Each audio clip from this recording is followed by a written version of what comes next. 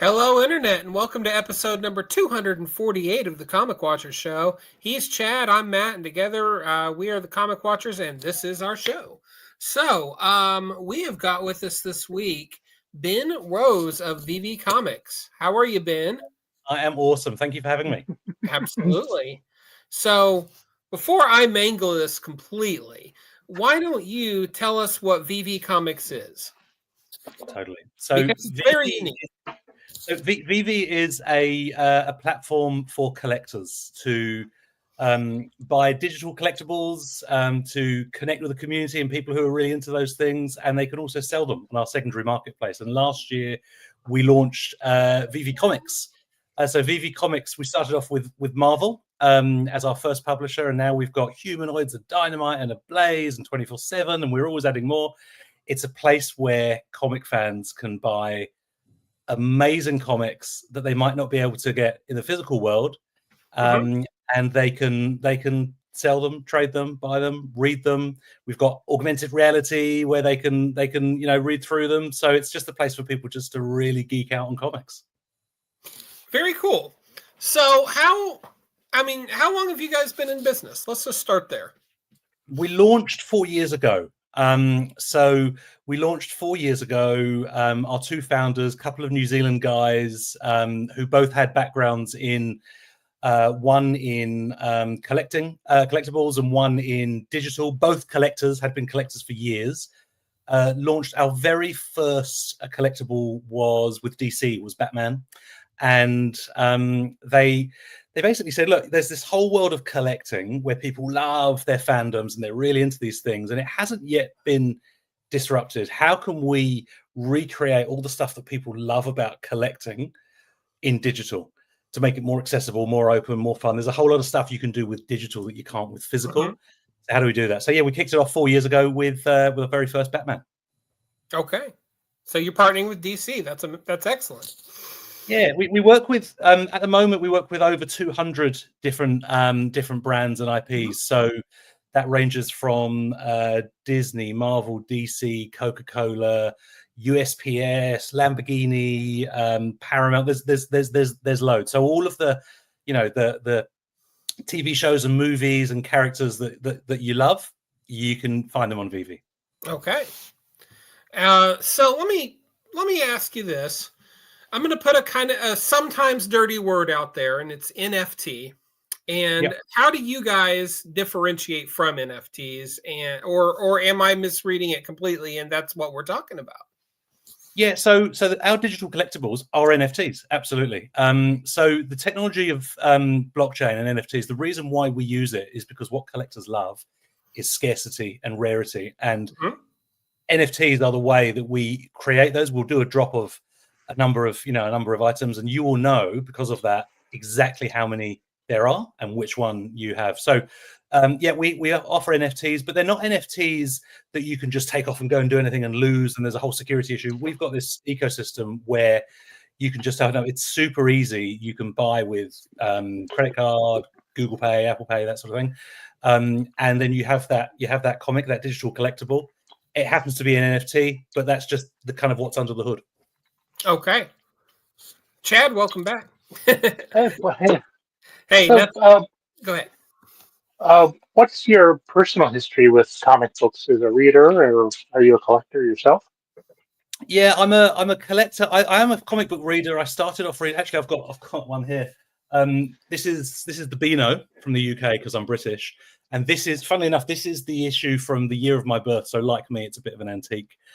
So yeah, look, I grew up with the Beano, the Dandy, those kind of British comics. And then I'm really into Sesame Street, Muppets, all the Jim Henson kind of stuff. And so those were sort of a lot of the IPs that I grew up with. Actually, funnily enough, those over there are the new box office Jim Henson comics they've just released. I picked those up last week, which are pretty cool. But yeah, I'm more of a collector. So of Funko Pops you can see around me. There's the whole lot of stuff.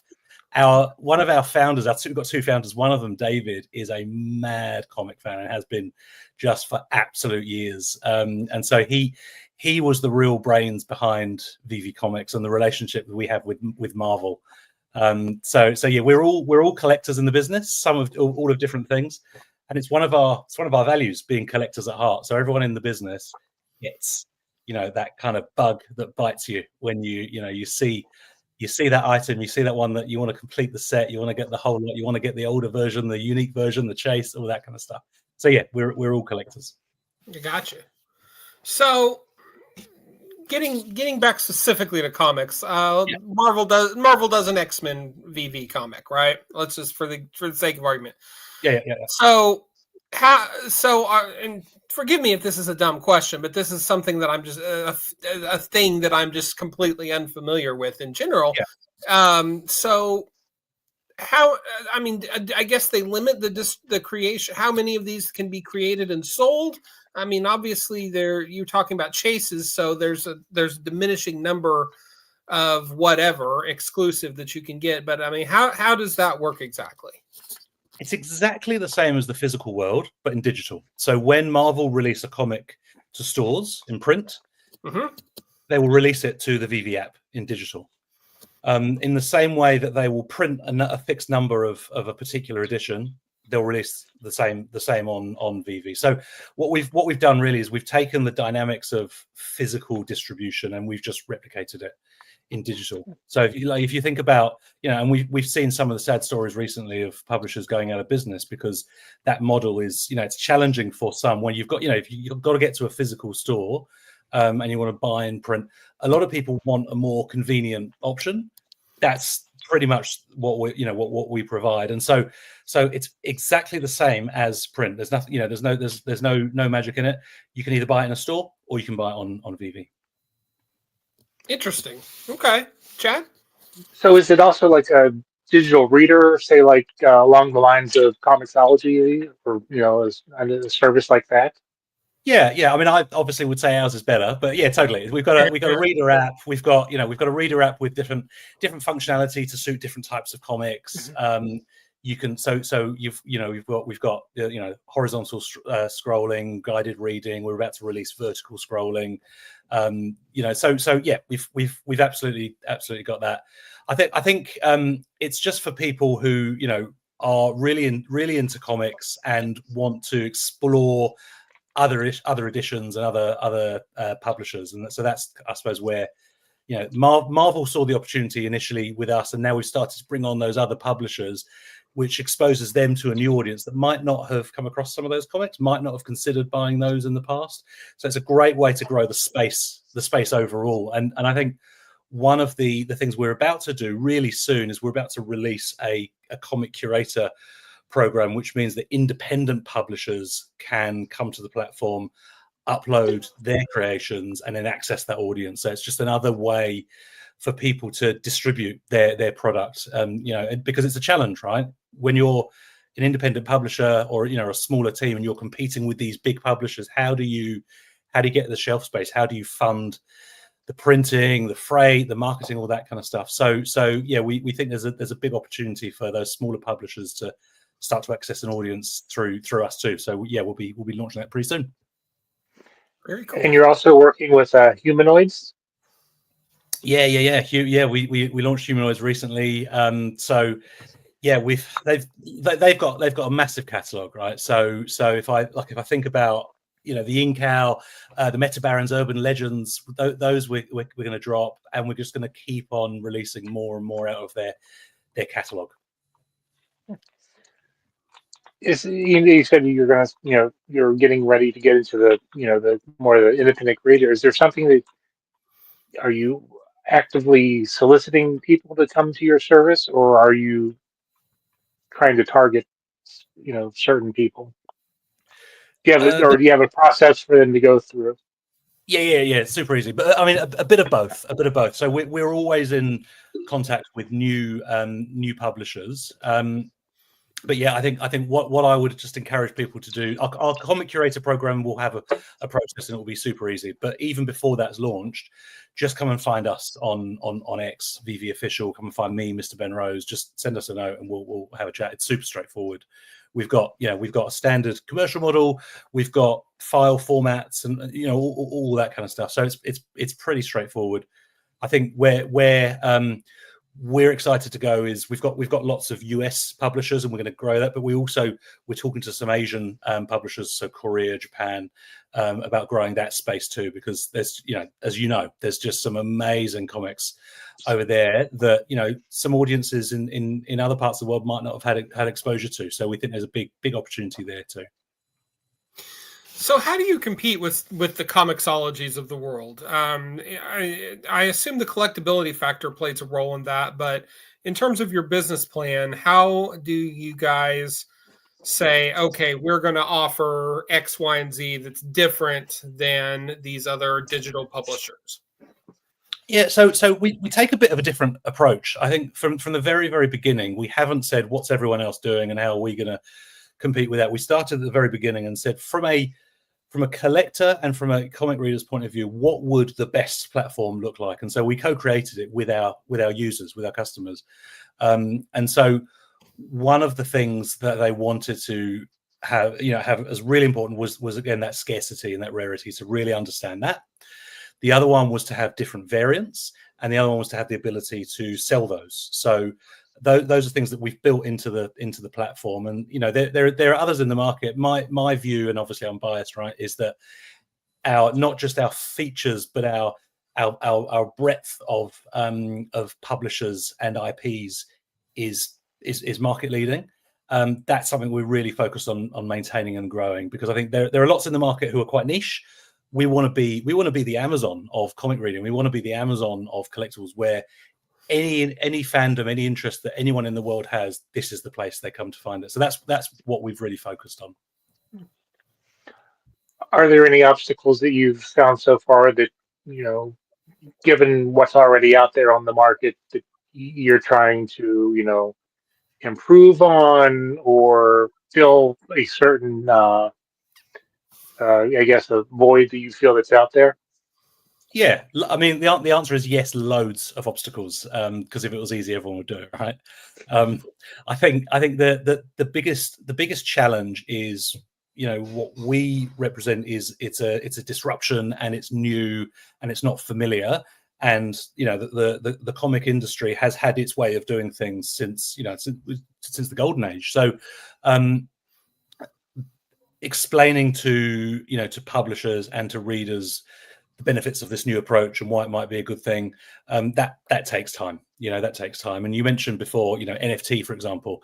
Very often people go, "Oh, hang on, what is it? Is it a crypto thing? What does that mean? What is one of those? I've heard bad things." So you got to explain all that. So you got to explain the technology, and it's just a technology. It's not a good or bad. It's just a technology. So that, yeah, there's a lot of, with anything new that's kind of changing the way an industry has been for a long time, there's a lot of work to do to explain, build trust, demonstrate that the thing works. Now we're in a position where we've sold over 10 million comics now, so we're able to say, look, there's a market for this, there's appetite for this thing works. It was a lot harder before, but yeah, every day we're speaking to new publishers and to new potential readers. We're having to overcome obstacles to get them to the point of consideration. Totally. Do you worry that with the collectability aspect that you might be forming a bubble or participating in such a bubble, and if so, might it burst at some point? I think, yeah, I think we've seen, we've seen market cycles with lots of new technologies, and NFTs was one. When it first got introduced in 2021, there absolutely was a bubble, and then it burst, and then the narrative's picking up again. What we do as a business is we don't consider ourselves an NFT business. We consider ourselves a collector's business, a collectibles business. And the thing about collectors is, if you absolutely love Back to the Future or Betty Boop or whatever, you love Betty Boop irrespective of a bear market or a bull market. And it's that passion for the fandoms which has been the underpinning basis of our community and why they come to us. So we try and take a really long-term view, and we try and work with brands that people genuinely love, just so that we can kind of avoid that sort of frothiness of people getting into something because it's an NFT, or because it seems like a good idea, or because everyone's talking about it. Okay. Chat. So when you were pitching, the service to Marvel? Because I know Marvel and DC both have their own digital, services for people Yeah. who want to read. How did you, I guess not specifically, but how did you sell it to them to get them to want to, give you guys a chance to and come on board with you guys? Yeah, so I think that the very first pitches that our founders did when they kind of packed up suitcases, hopped on a plane, and went to the States were about, look, there's this whole new space. It's not something you're currently in. We understand it, and we're collectors at heart. Give us a go. We've now matured to the point where we say, well, actually, we've proven this model, and this model is multiple brands from different licenses living alongside one another, growing the space together. And that's something that, a Marvel can do a fantastic job of their IPs. And we've seen, NBA Top Shot have done a really good job with NBA, but nobody has actually, apart from us, has put all of those premium brands all together and grown an ecosystem and a marketplace. And so that's the proposition that we have for brands. We say, look, you totally could go and do your own thing, and there's definitely going to be a niche for that. But also, if you only do that, you're missing out on all of those people who might be into your competitors' products and might not have considered you. So with comics, we see readers of who have come to the platform because of Marvel also now buying more Dynamite comics, and more Dynamite readers actually having a look at humanoids that they might not have considered before. So there are cross-sell opportunities that you just can't realize yourself with your own platform. So there's a definite commercial opportunity there, and giving them the kind of confidence that this is a place where it's brand safe and it's user safe, and security is really important, and this is a place where you can engage in this, has been really, really important, because this is a space where we've all read horror stories of what's happened in other places with less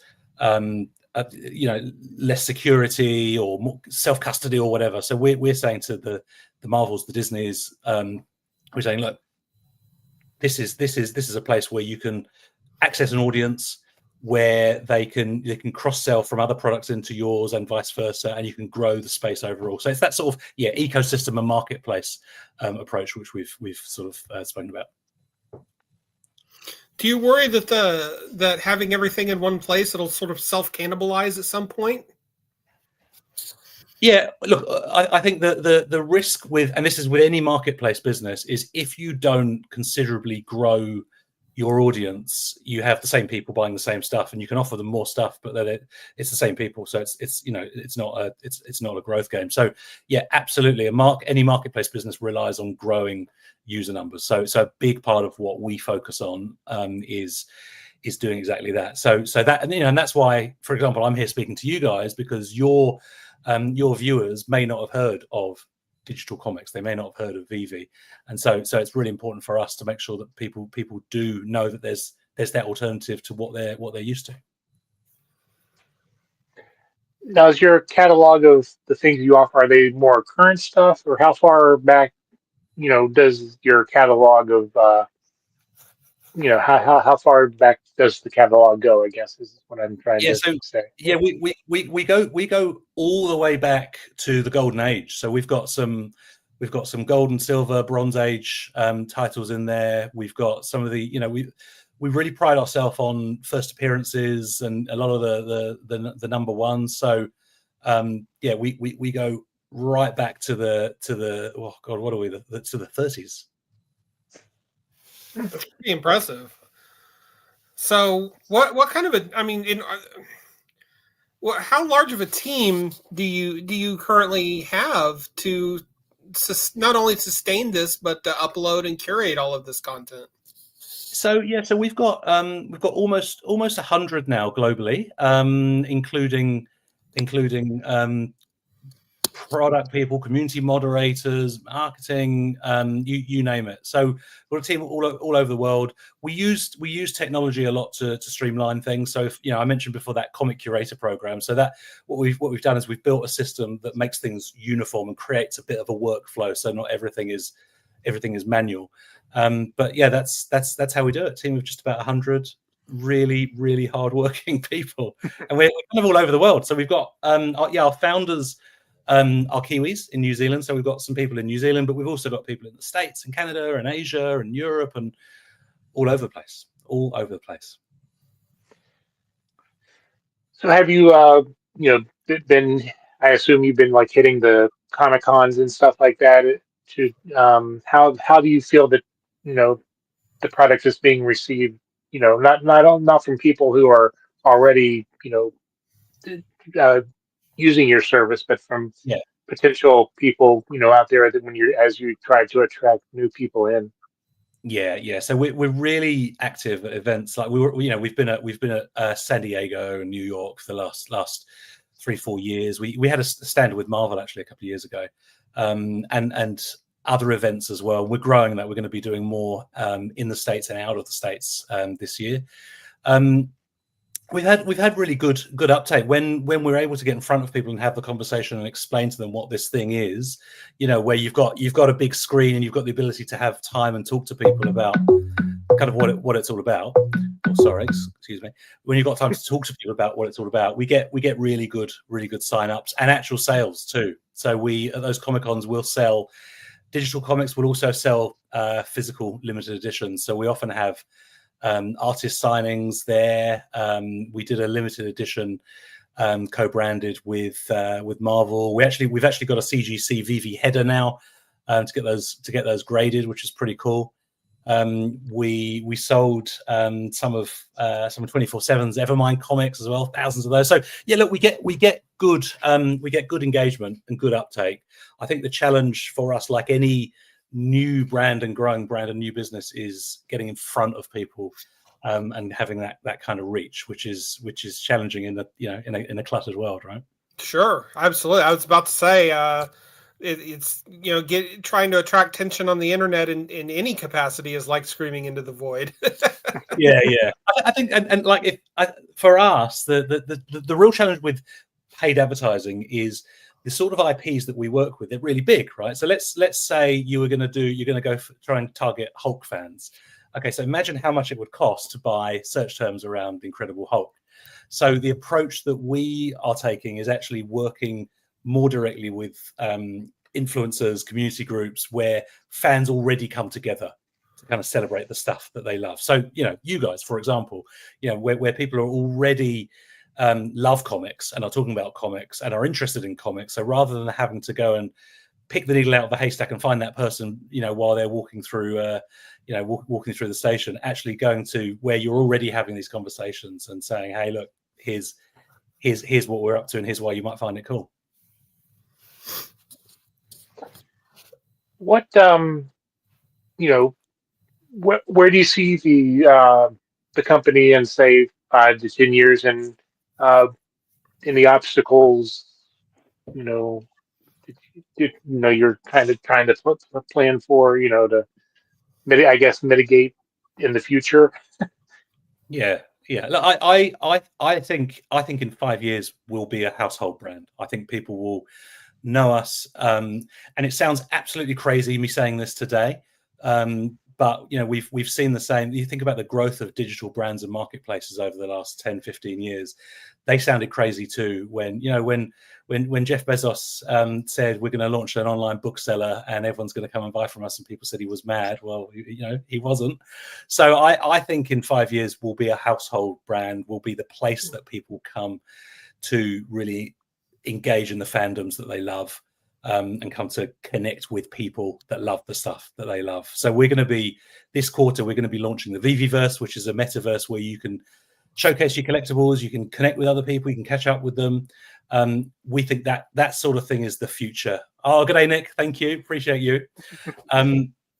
So we think that this is going to be the place. VeVe will be the place where collectors of all kinds of stuff, and it will be loads more stuff than today, even though it's a lot, will come together to get to know each other, buy new stuff, sell new stuff, and just enjoy the fandoms that they love. Now, how about original content? Has there been any appetite on your side of things to dabble in that and bring creators to the table in that regard? Yeah, for sure. So we've got so we've done stuff with the VeVe brand. So actually, our VeVe fam, our users, they love the VeVe brand, and so they will buy and sell and trade VeVe branded items, logos, that kind of stuff. We've done collabs with the likes of Fig Pin on VeVe branded pins. I said, I spoke about the VeVe branded comics before. So we've done some of those things, and they've gone down really well. We are also looking at developing our own IP and brands, and that could be comics, could be collectibles, probably will be both.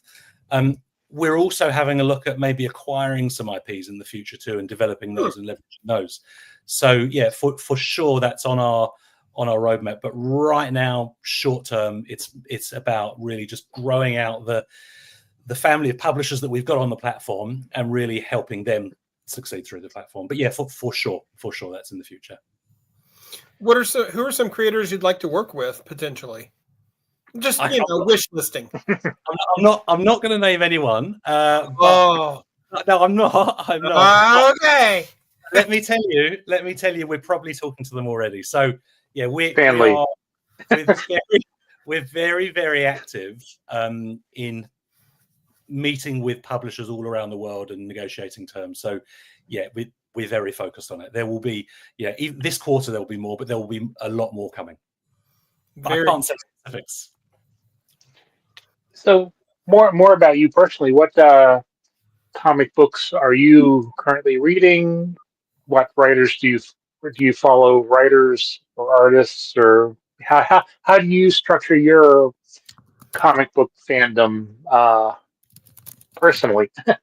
So for me, I approach it as a collector, right? So I don't have a huge amount of time to read them, but I love collecting them. And so for me, it's all about nostalgia. So, the Beano, the Dandy, the ones that I grew up reading. And I remember joining the Dennis and Nasher fan club. It was a big deal. You got a furry badge and you wore it to school, and it was pretty cool. That stuff's really meaningful for me. So collecting those issues and, searching out on eBay and finding those rare ones.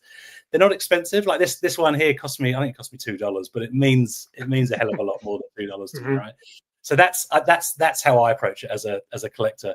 And then recently I was in New York. I was in one of the comic stores and Midtown Comics, and they had the new Jim Henson comic we spoke about before. And I love the Jim Henson IPs. I was a big Fraggle Rock, big Sesame Street fan. So I had to pick those up, and I had to get all the variants because when you've been bitten by the bug, you can't just get one of the 3 variants. You got to get them all. Okay. So yeah, I approach it probably more as a collector, more as a collector. I love to connect them. The problem with that is every time I come home with a new thing, I get in trouble with my wife, and we have to have more shelves put up. So that's why digital collecting is really good, because number one, your wife doesn't know, and number two, you don't need to have shelves put up. Yeah. So, you're mentioning the Muppets. Who's your favorite Muppet? Which what's your history with the Muppets, or just yeah. So I think it's got to be Bert. It's got to be Bert. I picked this up from the Jim Henson showcase recently in New York. And Ernie probably number 2. We when I grew up, I've got an older brother, and he got, when we were young, he got Ernie, I got Bert, and and so Bert's obviously a bit cooler than Ernie, and I just love those guys. And actually, I think I can show you up on my top shelf.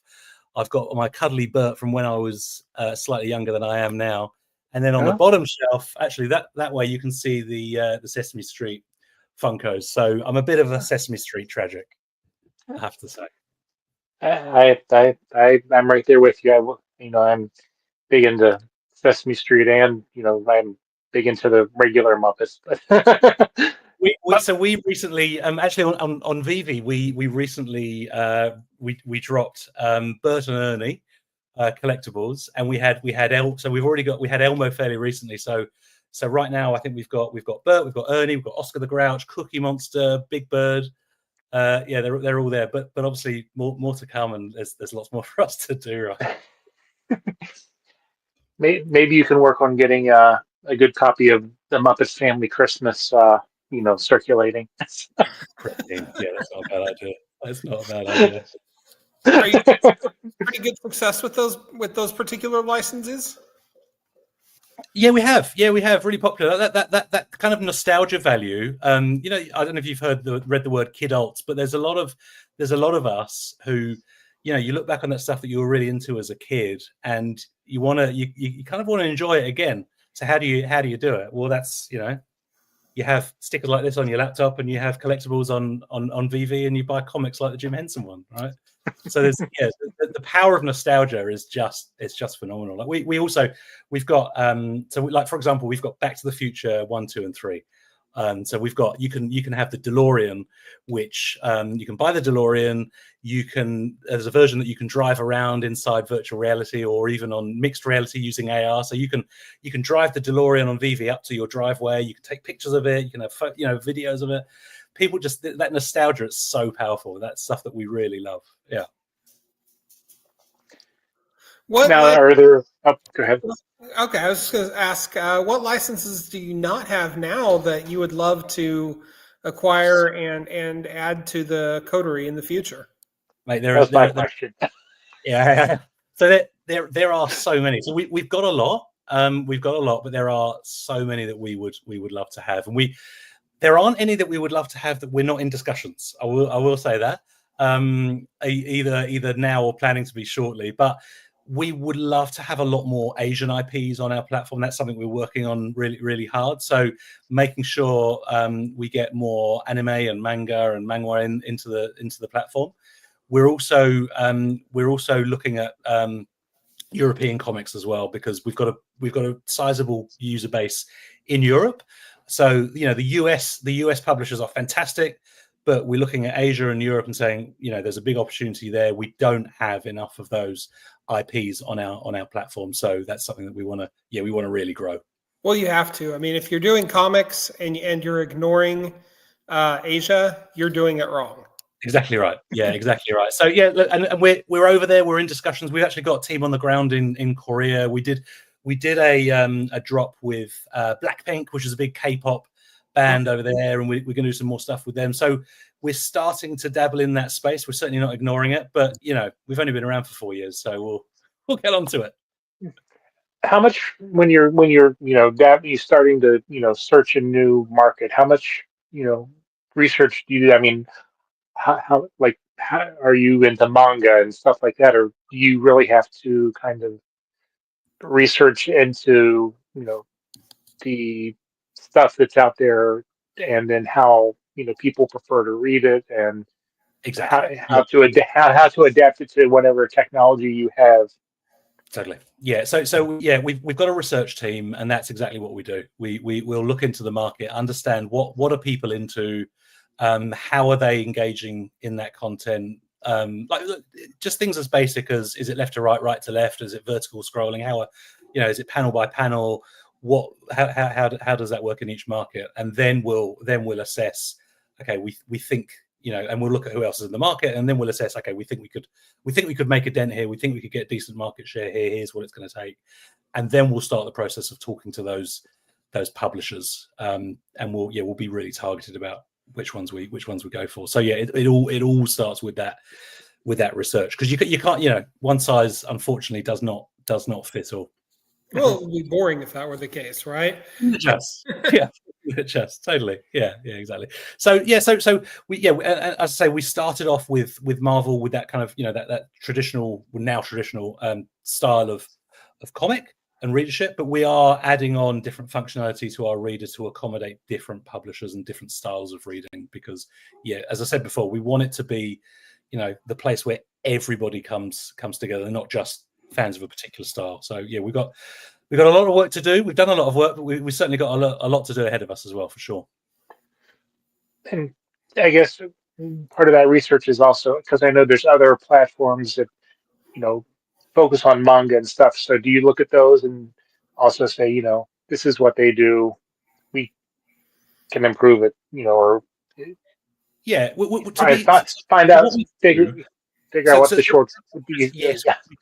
So we do look at competitors, but we will start with the reader. We'll start with the reader and say, what do you want, rather than trying to look at what functionality others have and seeing if we can replicate it, because it might well be that that's not the right thing. Do you know what I mean? So we'll start with the reader and say, how do you read your comics? How do you want to engage? What's missing for you in the physical experience that you'd love to see in the digital world? And how can we How can we make that work? So that's where we'll start. So we've got a research team, we've got a product development team, and that's all they do. So our product development team for comics, that is literally all they do is they'll do that, research ongoing with existing users and understanding how they're reading it and what they're liking, what they're not, looking at what else they're wanting and what new audiences are wanting. And because remember before I spoke about the importance for us of growing that user base, that's a big part of what they do too. So just understanding what are we missing that might make a difference? What could we do that's going to open up to a whole new audience, and then building that. How in track are you with your demographics, like male, female, other, or age, for example? How closely and keenly do you look at that? Closely, yeah, very, very closely. So our current demographic is very male. We have female readers and female collectors, but not as many as we would like, and certainly not demographically representative. But look, that's collecting overall, right? But very male, very North American, and skewed to the sort of 30 to 50-year-old age bracket. So the reason why we've got that is we were a startup 4 years ago. We grew really organically. Our two founders led the business, and they are both collectors. They are both guys, and they are both in that age bracket. And so the IPs that we have are the IPs that they love.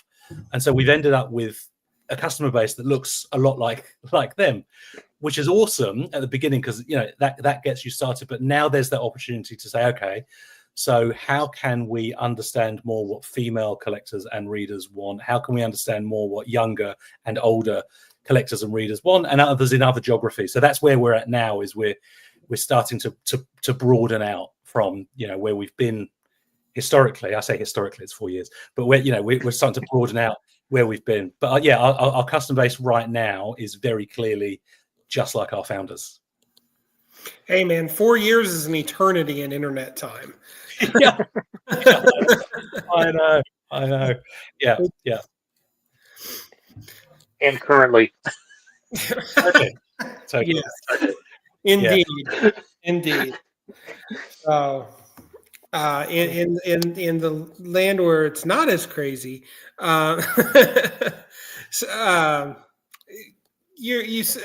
you said you're from the UK. You currently live in New Zealand.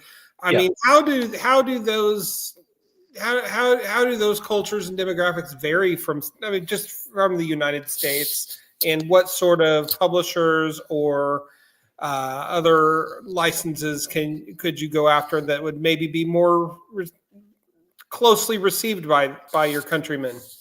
Yeah, so I think the biggest obvious difference is the scale, right? So in the US and in Canada, you've just got a far bigger population, and then the New Zealand's got 5 million people, and most of us know each other, so it's pretty small, right?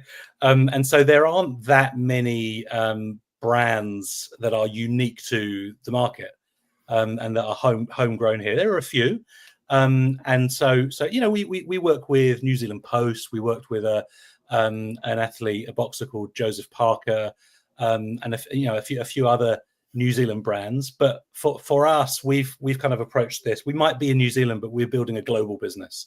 And so what are the IPs that are best recognized all around the world? So New Zealand is actually quite small for us as a market. The biggest markets for us would be the US, Canada, Europe, Australia. So we've tried to be global from day one. That's the approach we've taken. What about some of the markets that people may take for granted, like Africa? Yes. So really interestingly, Asia's got 60% of the world's population. And then if you look at places like Africa and the developing world, you look at Latin America, look at India, NFT ownership is actually double what it is in the developed world. So there's a huge opportunity. I mean, there is a massive opportunity there.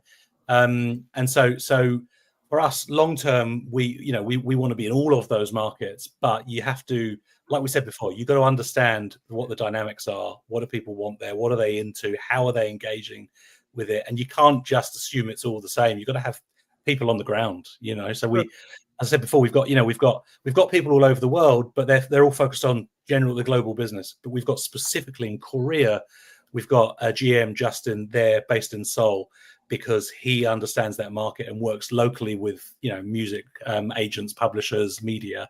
That's the sort of thing we've got to do in some of those other markets. So yeah, it's on the roadmap. I'd say it's quite a long way in the future, because we think we've got to really nail the growth in the States and in Canada and in Europe. But Asia is a very, very fast up and coming focus as well, for sure. For getting back to like getting feedback, you mentioned you had your research team. Uh, is there also a way for users, your customers, to give you feedback and Totally. um, Yeah. let you know what works, what's working and doesn't work for them? Definitely. So the VeVe user base are really good at letting us know what they like and what they don't like, and we give them a few different ways to do it. So on our web app, so just go to VeVe.me. On the bottom right hand corner, there's a box. There's a form, you can fill it in, and it goes straight through to our product team. So it's just the feedback form. Anything you like, anything you don't, anything you want to see, new functions, new features, chuck that in, and it goes straight through to our product team. We also have ongoing research panels. We'll do email surveys, in-depth interviews and groups, and user testing. So that's the sort of ongoing. But then also we've got a really active X and Discord community where we'll have frequent discussions with them. They'll give us feedback day in, day out about what they like, what they don't like. So yeah, we're really close to the community. I'll give you an example. We released a new version of our app fairly recently. There was some stuff on there they did like, stuff on there they didn't like, and so we were able to release new updates every few days based on the feedback they gave us of, hey, the old version had this, can we put that back? Or this thing's not quite working for me, or I like this, do more of this. And so I think we're up to 10 updates, all based on user feedback that we received directly there. So yeah, we love that stuff, because, you know, if we don't know what the community wants, then we can't build the right platform, right? Absolutely. Chad? So I'm trying to think. I've got an animal at the other side of the table staring at me that threw me off. Don't look it in the eyes. Just don't look it in the eyes. It's way too late for that, Ben. So what's your favorite part of working for, or the VeVe experience? The best part for me is when I chat to the community and just get that sense of how much they love the platform and how much they love collecting. It's just that joy you get when someone snags the Bert and Ernie, for example, for me, that we released recently. I love that, and that you get that energy from our community. So when I'm on X Spaces and catching up with them, and I've been around for 5 months, so I've not done any of the cons yet. I'll be doing those this year. I've been told that's multiplied by 100, but that's my favorite part is, you know, people love Hulk, people love they love Sesame Street, whatever the thing is. I just love that energy and the ability to kind of bring that to them. I find that really cool. It's fun. Which cons are you going to be going to this year? So we're going to do we're definitely going to be at San Diego and New York. We haven't yet finalized the list of others, but probably DCon, and we're just looking at some others in Europe at the moment too. So yeah, they'd be all the familiar ones. Very cool. So yeah, if any of your viewers are at those cons, just come and look us up. I can't tell you yet what the booth number is, because you don't find out until later. But just look for a VeVe heart and lots of people. And yeah, we'd love to come and chat to you about digital. You can't tell me what booth number at New York Con is going to be, 10 months from now. Sorry, apologies. I tell you what, I can tell you is go to VeVe.me. That will always be the same. Do that, and then you'll find out all about it. There it is. So, go ahead, Chad. Go ahead. Oh, okay. No, I was I've I like was I was just looking at some of the brands that you've got here on there, and I'm seeing crafts, I'm seeing collectibles, I'm seeing artwork, and I mean there really just doesn't seem to be much, Ben, that you guys don't have your fingers in. I mean, that's got to be an amazing and somewhat humbling responsibility for you and your team. Yeah, for sure it is. It is. So if you look at some of the brands I said before, so you know, Marvel, Disney, Star Wars, Pixar, DC, Universal, MGM, Capcom, you know, I mean, it's just all of those power brands. And then you've got, you know, we've got the comic reader app, we've got augmented reality, we've got a marketplace, we've got we've got the comics, we're about to launch the VeVe-verse. I mean, there's a lot. The idea is if you're a collector or if you're a comic reader, you'll find everything you need in that one place. It's super easy. Tell me a little bit more about your augmented reality project.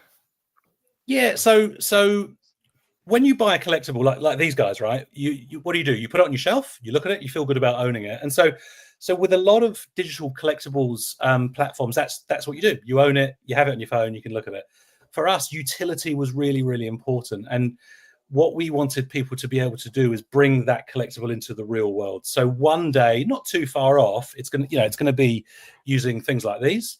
At the moment, it's your mobile phone. So with our AR functionality, it's super easy. Like it's a one press button. You can take your collectible and you can put it into the real world. So if it's an animated collectible, you could have a statue in the corner of your lounge, or you could, like I said before, you can park your Maserati or your Lamborghini or your DeLorean in front of your house, or you could have Elmo hanging out in the garden with the kids. So with AR, you can do that, and you can look through the phone and you can see that happening, and you can create video and share that socially on the feed and online and take photos. So that's what the AR is all about. But I think if you think about wearable devices and the growth of those, they're not yet mainstream, but they're getting there.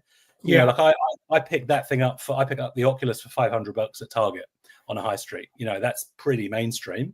You know, the Apple Vision Pro is a few thousand, it's a bit more expensive, but Google now, you know, their Orion goggles, they're starting to release more devices. We're going to see mixed reality becoming mainstream and becoming mass, and people are going to want to be able to blend the digital and the physical world. And so we think that that's where the future will be. So at the moment, AR is one of those things. It's an app on your phone. We think in the future, AR is going to be how you engage with this. So you'll put your headset on or your glasses on, and you'll be able to position, choose, and enjoy your collectibles just like you would the physical ones on the shelf. So that's AR, but how about AI? How is that playing a role as you move into the future? Yeah, so we are we're using AI in a number of different areas, mostly back office ones to help us be more efficient as a business. So, you know, the things that you'd expect, helping us with some content creation, helping us make our teams more efficient by doing repetitive tasks for them.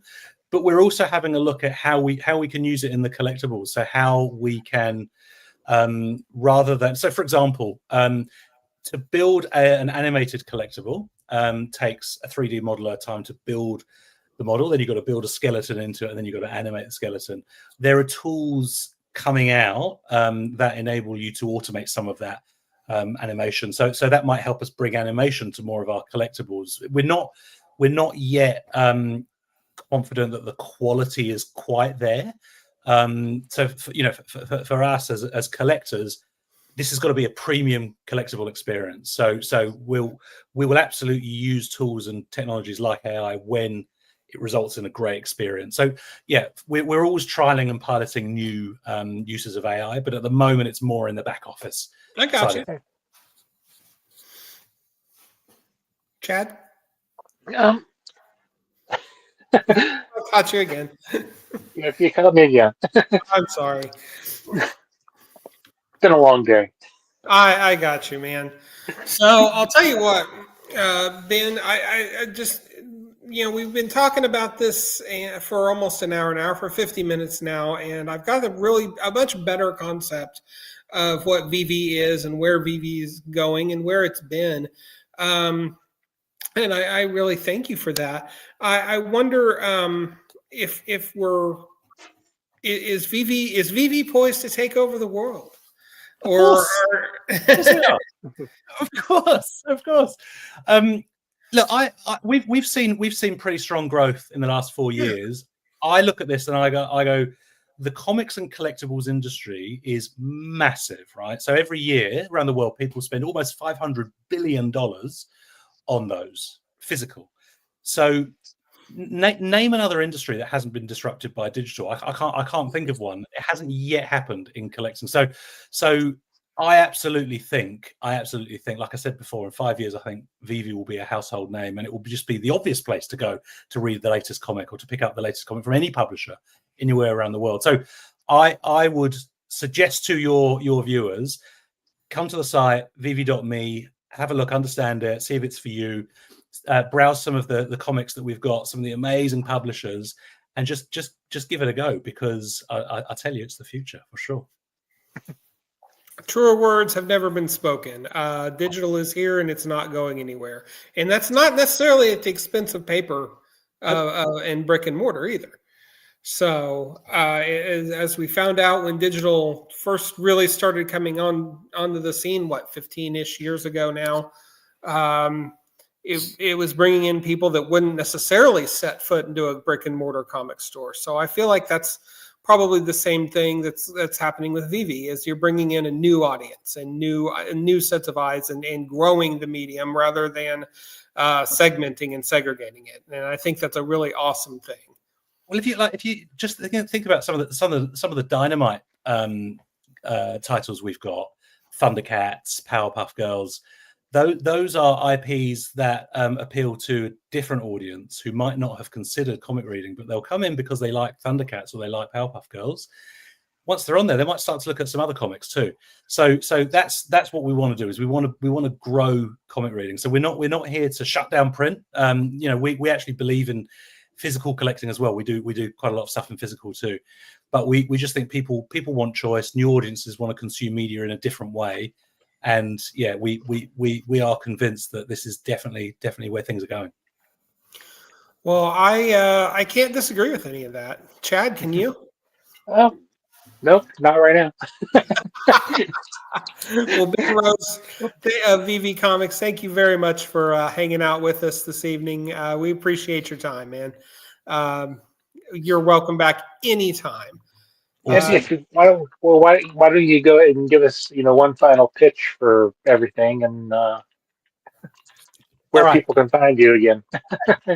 So the great news is that wherever you are watching this from, you can now access almost 9,000 Marvel comics. You can access the back catalogue of amazing publishers like Dynamite, Humanoids, Ablaze. There's so many more to come. All you got to do is get on your phone and go to VeVe.me. Super easy to sign up. And yeah. Awesome. Well, Ben, thank you again.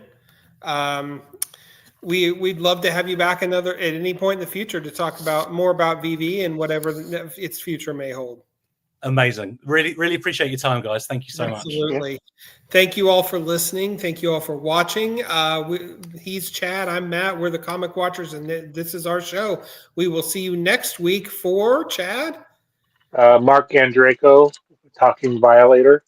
Mark Andraco talking about Violator. Can't go wrong there. All right. Thank you all very much. Remember, the world can be a crappy place, but it doesn't have to be. Get out there. Support your local comic store. Support local art. Support upstart disruptor sites like VeVe. And get out there and just do something good in the world. Thank you, and we'll see you next time.